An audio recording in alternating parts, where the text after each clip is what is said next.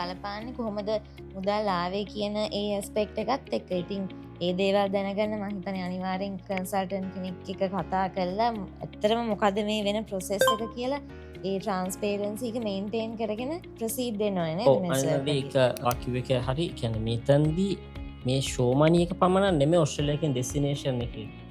අපේ පවුලේ ආදායම කියන්නේ ඉදිරි වසරවලදී ඔයා කොහොමද මේ මුදල් ගෙවන්නේ කියන එක ඔයා අනිවාර්යයෙන්ම ඕස්ට්‍රේලියන් ගවර්න්මන්ට් එකට මේ ලිඛිතව දැනුම් දෙන්න ඕනේ. එතකොට ඔයා අන්න ඒක තමයි ඕස්ට්‍රේලියාව වල තියෙන මූලික දෙක.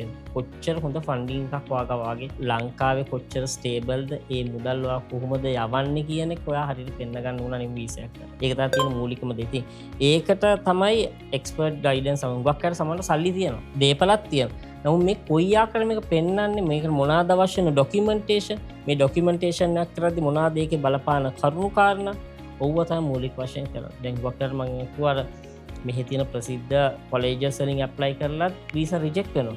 නමුත් ඒතෙන්දී හුඟක් කියලා බලපාන අර යනවා මතයකින් හරි මගේ යාළුවා අරයා කරා හරි මට යන්න පුළුවන් මේකට ගියාම.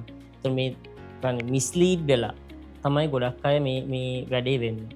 ඒතර මේ තියෙන පොඩි ආයතන වලට ගිහිල්ලා දැන් මේ ට්‍රෙන්ඩ් එකක් තමයි. දැන් අපි ගත්තොත් මේ වීසා කන්සල්ටේෂන් කියන ආයතන සෑහෙන ප්‍රමාණයක් තියෙනවා. හරි. ඒ ආයතන අදාරිනවා, හෙට වහනවා, සමහර ඇප්ලිකේෂන් එක බාර දෙනවා, ඊට පස්සේ කරන්න කියන්නේ.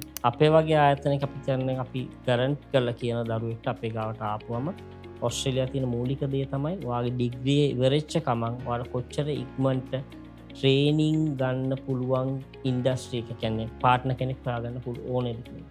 අපි අපේ යන හැම දරුවෙක්ටම අපි ඒක ගරන්ට් කරලා දෙනවා. කියන්නේ ඔයාගේ ඩිග්‍රී කිව්වුණාට පස්සේ ඔයාට ඉන්ඩස්ට්‍රියල් ප්ලේස්මන්ට් එක අපි හරි ගැසලා දෙනවා.